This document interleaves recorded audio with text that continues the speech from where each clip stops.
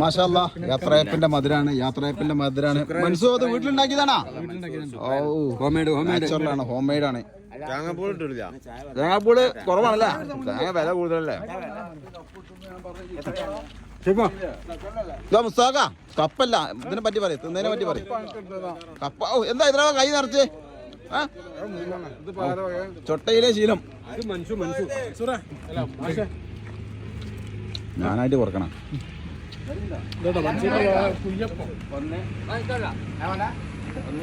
ആ വേറെ ഉണ്ടാ ബാട്ടിൻ്റെ ആകാം.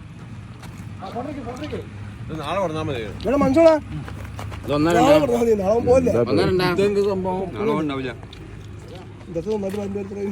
ഇങ്ങനത്തെ ഒരു യാത്ര ഇപ്പൊ ഇതുവരെ ഉണ്ടായിട്ടാ.